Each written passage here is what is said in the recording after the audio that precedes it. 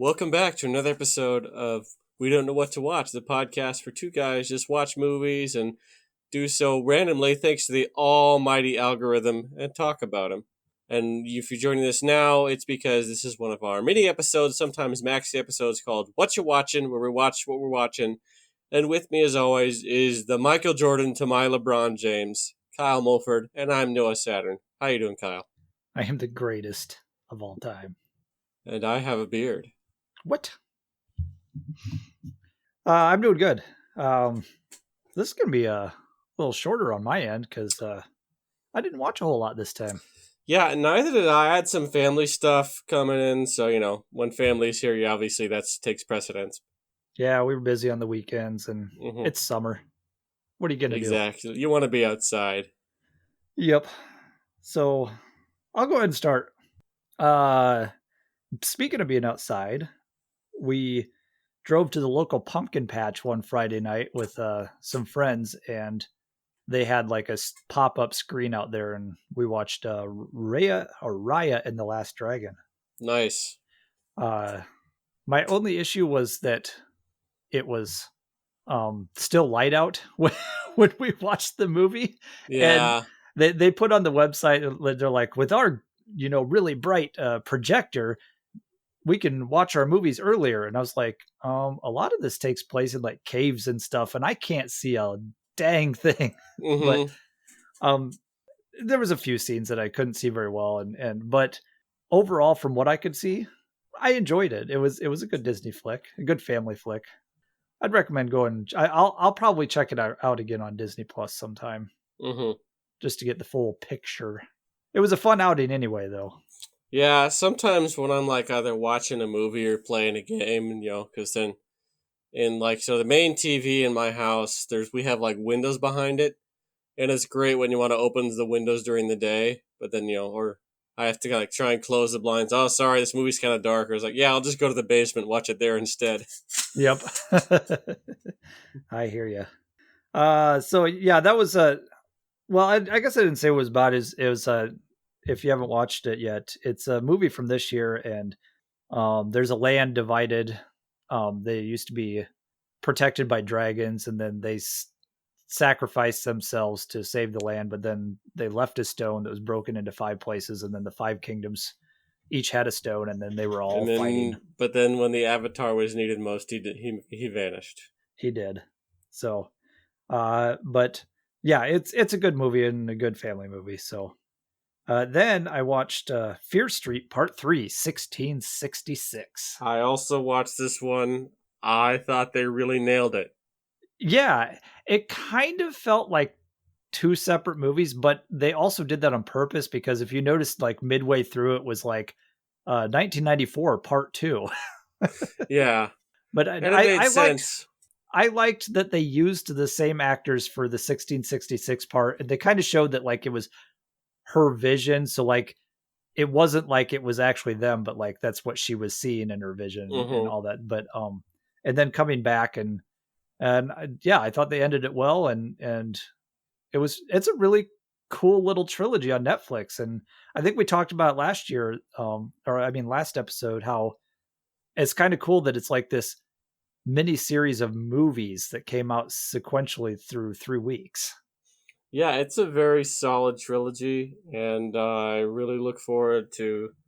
I forget the woman's name, but the woman that directed it, I thought she was great. I'd love to give her like a big budget. I want to see what she does with a big budget. Yeah, for sure. So I'd recommend that whole trilogy on Netflix. Definitely. Lots of good twists. Yeah, for sure. And then I bought another Shout Factory box set. Nice. I got the giant Friday the 13th Blu-ray set. Ooh. I think it's like, what is it, like 12 movies on 14 discs, and then 2 more discs are just special features. Nice.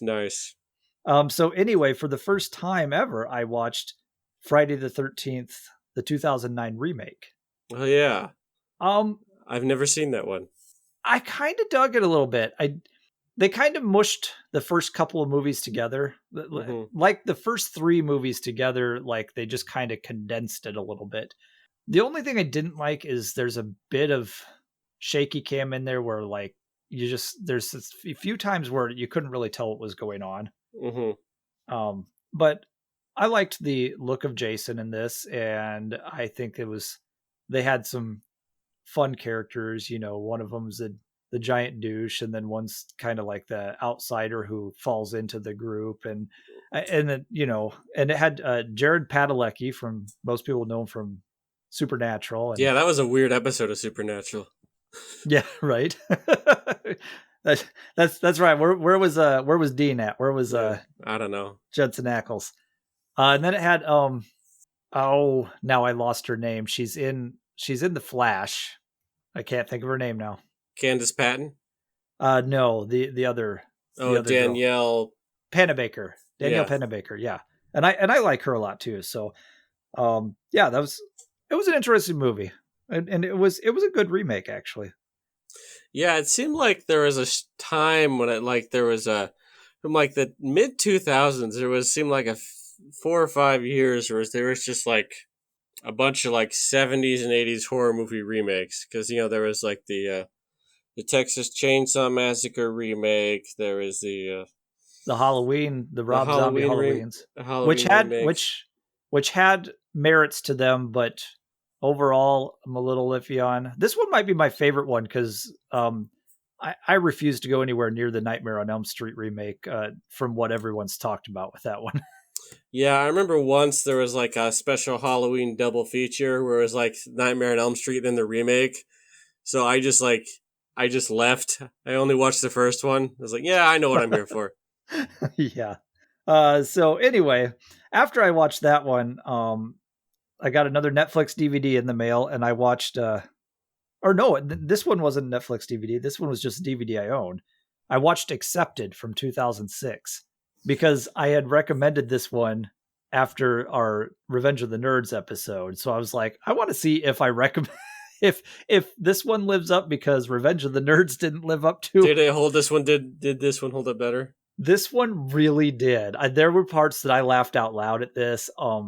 This one is Justin Long plays this high school kid who he's a senior and he's trying to get into college, and like he's rejected by every college, even the state college won't take him. No. He's kind of a slacker, but he's very quick talking, and Justin Long's really great in this role, like with very very snappy dialogue, and comes up with ideas, just crazy ideas that he just goes with. Well, anyway, he decides to lie to his parents, and he writes up his own acceptance letter from a fake college. And then he has his friend Jonah Hill, a young baby-faced Jonah Hill in one of his first movies, create a realistic website for this college. Well, first of all, the college is called the South Harmon Institute of Technology, so its initials are shit.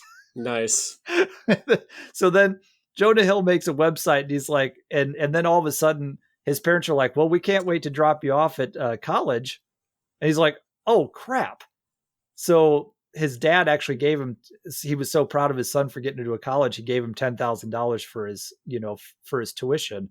And so he used that money to rent an old mental asylum that was run down and like kind of clean it up to have his parents drop him there. Well, Jonah Hill made the website so good that it was like, get accepted with one click. And then like 1,000 kids show up at the doorstep on opening day. And so they actually turn it into a college. And that's how Harvard was founded. Yes. And it's a funny movie, and it's just a fun premise and a funny movie. It's got Justin Long, Jonah Hill, and young Blake Lively in there too. And a lot of fun characters in there. It's a good movie. And I think that that was definitely a good recommendation, that last episode. After that, on Tubi, I watched Battletruck from 1982. And I think I've already talked about this one. Is this one where they have battles in a truck? Yes, a giant truck. The bad guy has a giant battle truck that he plows through buildings with, and nice. Michael Beck comes to save the day. All I can think of is the bad guy driving a monster truck in Roadhouse. Sunday, Sunday, Sunday. I recommend Battletruck from 1982. Then on HBO Max, I watched The Brood from 1979. This is a weird early Cronenberg film. This is definitely Cronenberg. This is before pre-Scanners, I think. Yeah, this is one of his probably like his fourth or fifth movie. Mm-hmm. This is this bizarre movie about a guy who's got a daughter, and then his wife is in some mental institute. Like I don't know exactly what it's supposed to be, but it's run by Oliver Reed. I love so now you know it's clearly going to be a good idea, because Oliver Reed, of course, has always been a straight-laced guy. He never plays the bad guy. I know. I love when Oliver Reed shows up and stuff. Mm-hmm. But anyway, people around him start dying, and it's like these mutated children killing them, and then there's this this weird premise of where they came from and everything. It's a crazy movie, and I think it's supposed to be a horror movie, because it's Cronenberg. The scariest part was one of those fake out jump scares where he goes to open his door, and no one's there, and then the dude just walks up. He's like, "Hey!" Nice. I jumped out of my seat. I'm like, ah. But no, it's it's Cronenberg. It's going to be a little weird. I kind of enjoyed this, so I would recommend that. It's on HBO Max. And then the last movie I watched, because I didn't watch a whole lot, just last night, I watched Forbidden Planet from 1956. I watched this with my daughter Elsa. The animation in this one is so cool. It really is. We had a good time watching this one. This is a fun 50s B science fiction flick. I really love the Technicolor. Yeah, and the Technicolor, and yeah, the monster is like invisible, but like you get like this electric outline when he's getting shocked and stuff, and it's really cool animation. Yeah, I believe the animation was actually done by Disney. Yeah, I think I saw that in the opening credits, which is kind of cool. But yeah, it's just they've colonized another planet. Humans have, and then there's some more humans flying out to there because they haven't heard from them for a while, and then they find there's like one survivor, and he's got a little girl and his daughter, and that's the one part. And and Robbie the robot, and introducing Robbie the robot. But that was the one part that didn't age well, just like most movies we talk about, where it's like, oh, we've got to have the beautiful young woman and a bunch of horny men who have been, on a spaceship for like 300 days. It's just like, okay. But the rest of the story was kind of cool. Mm-hmm. Yeah, that was.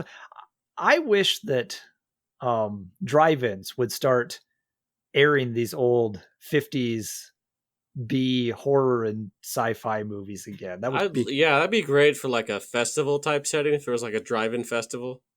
Yeah, I kind of feel like if I ever won the lottery, I'd open up a drive-in and have the big blockbusters on there to help pay for it, but then have like 1 or 2 nights a week that's just old. Do kind of like the film scene does with Grindhouse, like old B movies, exploitation flicks, just like all the fun drive-in stuff. Yeah, that would definitely be a lot of fun.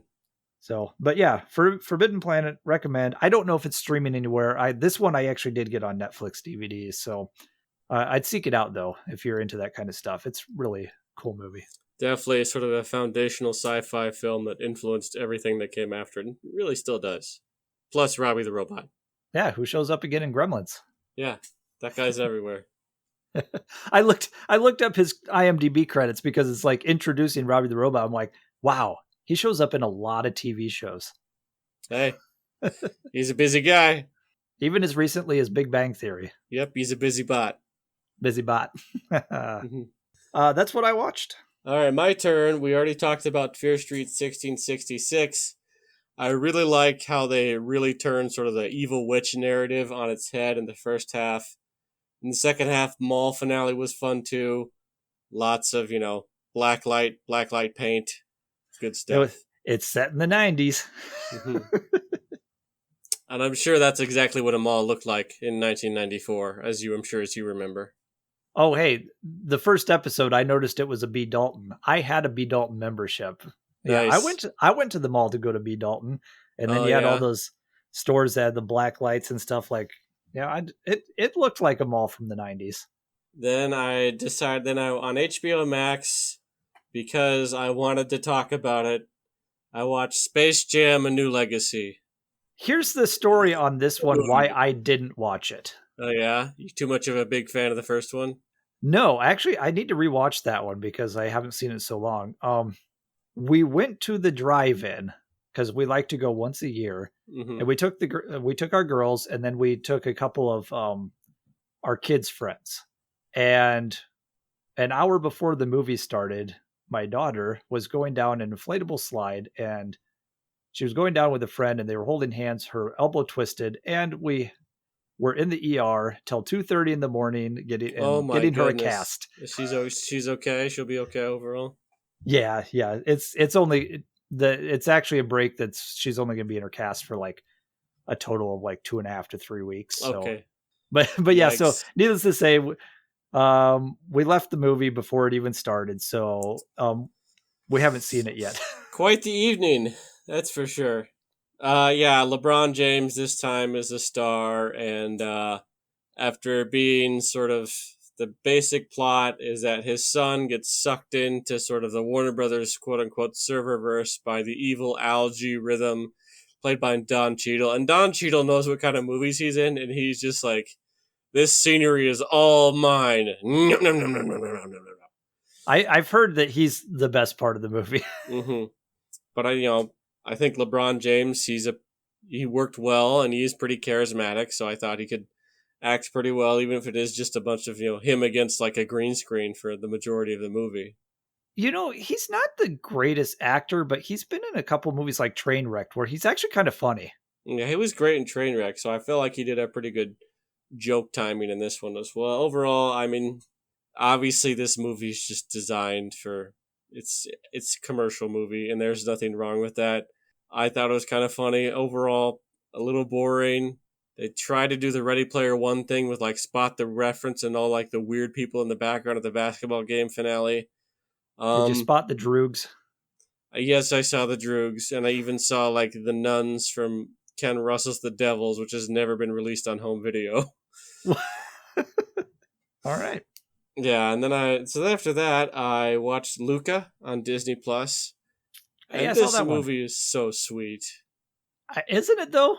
I love Luca. It's like, oh man, I just want to give all these characters a big hug. And the cat. They are just the cutest kids. Really great character design. And I loved how, the stakes they're not trying to save the world or anything. They're just, just trying to not get caught because they're sea monsters and they're scared they might not be accepted. And they're kids, so they're just also trying to have fun and trying to be kids. And yeah, they're trying to explore. I love the whole Vespa fixation. Yes. We'll travel the world on a Vespa. Exactly. Yeah, that's such a cute movie. Definitely. Next, I watched Conjuring 2 because I decided to slowly work my way through the Conjuring movies. This was on HBO Max. And it was fun, pretty spooky, great effects. Overall, I thought well done, great use of building tension. And I was watching it with the lights off, and towards the end, I had to turn the lights back on because I was getting a little spooked. Yeah, most everybody agrees that the first one is a great movie. And then the second one came out, and there's a lot of people like, this is so stupid, blah, blah, blah. I'm like, it was actually pretty, like, decent scary-wise, and it was solid. And it really is a solid movie. I agree. I like the creepy nun. She's fun. Yeah, very creepy.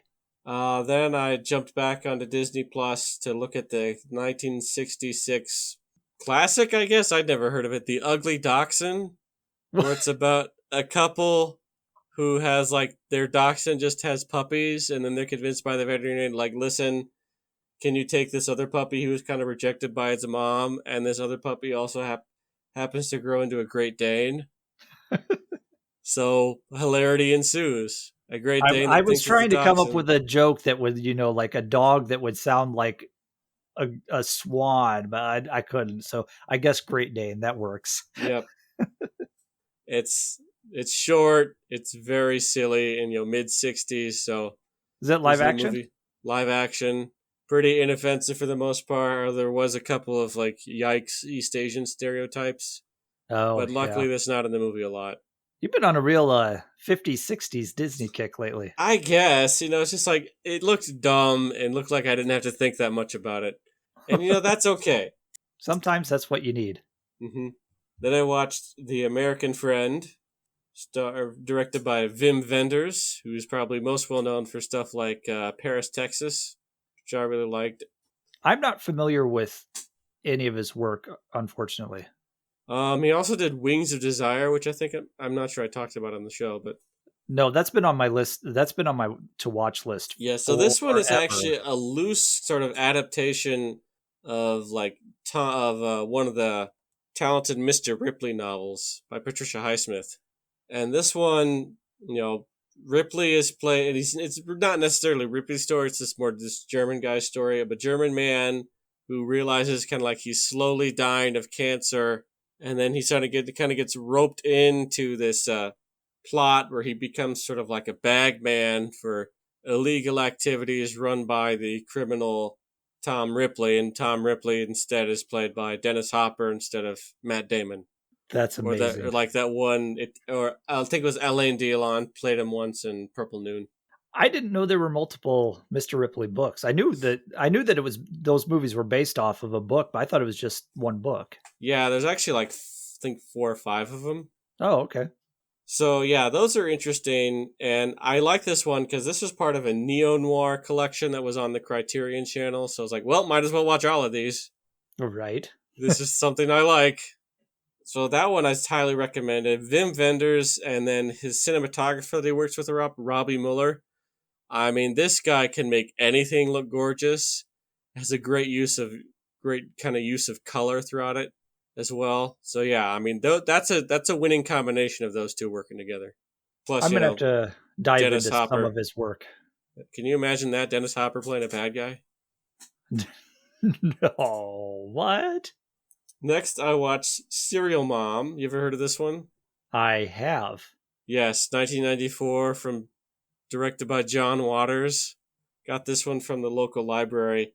Kathleen Turner and Sam Waterston are like sort of your typical suburban couple. And then slowly but surely, Kathleen Turner goes crazy and then she becomes a serial killer. But she kills people for reasons like, you didn't take out your garbage or you didn't rewind your videotapes. just like being like impolite or like you were mean to my kid in school. I And can't it's remember if I've ever seen this, but I remember this very vividly when the trailers came out because this was mid 90s, right? You said 94? yeah. I remember because I was in high school and I remember thinking, "Oh, that movie looks crazy fun." This is so much fun because, that's not necessarily reliant much on gore, but it's definitely just kind of over the top where it feels like we're watching one of those like Reefer Madness type of like message movies, anti-drug PSAs or something like that.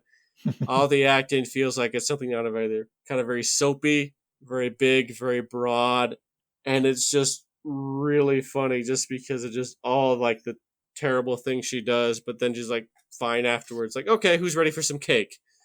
She goes, Awesome. and she's got 2 teen kids, one played by Ricky Lake and the daughter, and then the son is played by Matthew Lillard. So it's kind of fun to see him basically as just a goofy teenager who likes horror Was he movies good in too this? much. I wonder what happened to him. Like, although I think he did so well in the Scooby Doo movies that he's actually voiced Scooby Doo cartoons too. But like, He did play Shaggy a lot in some of the Scooby Doo animated work. So I think he's done more voice acting, but yeah, he's still yeah. around.